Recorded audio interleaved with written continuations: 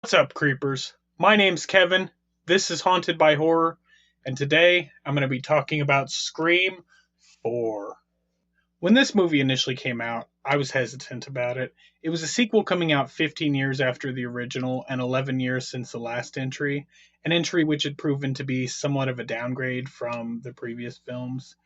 And it may have just been me, but there didn't seem to be as much effort put into promoting this installment.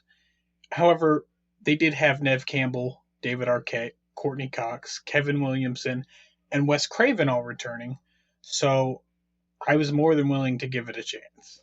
The original Scream is seen as a modern classic. It built a world populated with characters who were familiar with horror films and not only recognized common tropes, but learned from them and utilized what they had learned.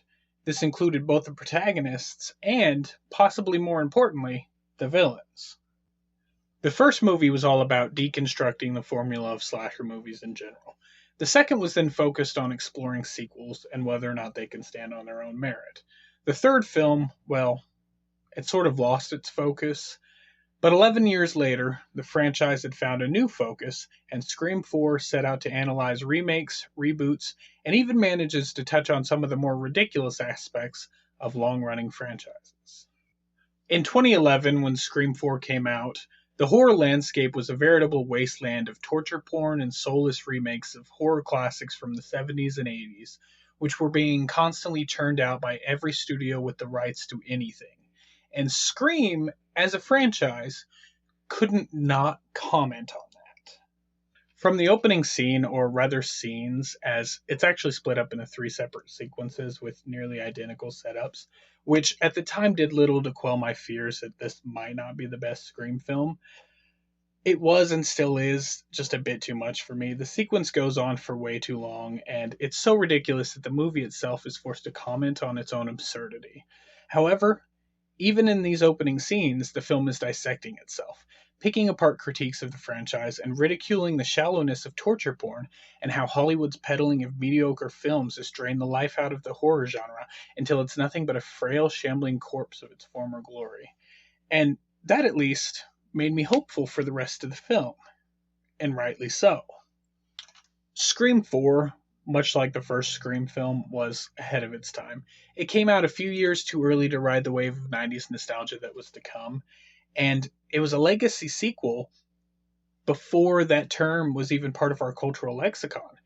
And it seems to me that Kevin Williamson really invented the concept.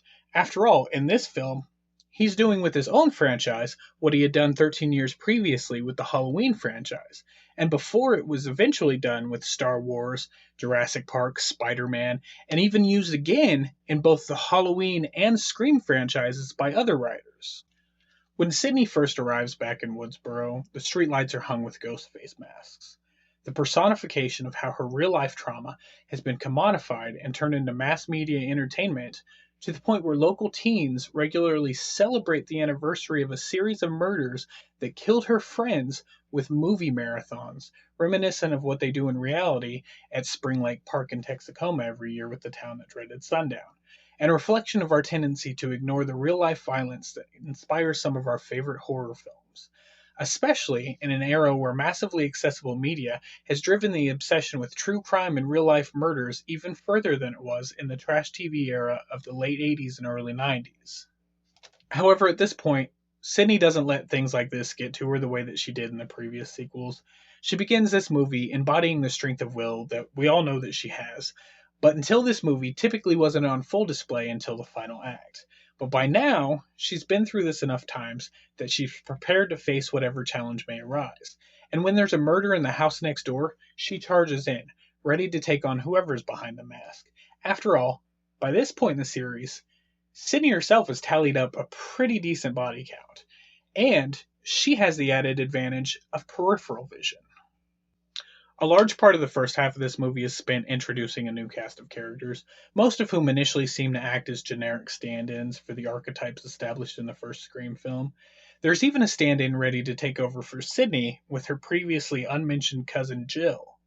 In most remakes and reboots, the replacement characters are often a weak point. It's often difficult for a new cast to fill the shoes of characters we've grown to love over numerous films and through years of repeated viewings. However, the young characters in this film actually prove to be one of its greatest strengths. The budding romance between Kirby and Charlie make it more than a little heartbreaking when it's revealed that Charlie is one of the killers. And Emma Roberts' role as Sydney's young cousin is one of the best in the film. Her character offers a unique take on the ideal of the final girl and subverts audience expectations about who we should be afraid of in a horror movie. The final reveal is where this movie really shines, and it is a poignant social commentary about the lengths that some people will go to be famous, and is one of the best motivations for any of the killers in this series. Emma Roberts really physicalizes the desperate yearning for fame that her character feels. Thrashing around wildly, slamming herself into walls, throwing herself through a glass table, even stabbing herself with the butcher's knife to the hilt, demonstrating how much more commitment she has than even Billy and Stu, who had to stab each other. And her Bond villain speech perfectly epitomizes how the growing trend of people being famous for being famous has led to more and more people being willing to do whatever's necessary to achieve the lifestyles that they see on social media and think that they deserve, to attain the renown and celebrity that they feel is owed to them, to have followers and fans to fawn over them and make them feel important. In Jill's case, even if it means killing everyone you know. My friends? What world are you living in? I don't need friends. I need fans. You had your 15 minutes. Now I want mine! I mean, what am I supposed to do? Go to college, grad school, work? Look around. We all live in public now. We're all on the internet. How do you think people become famous anymore? You don't have to achieve anything.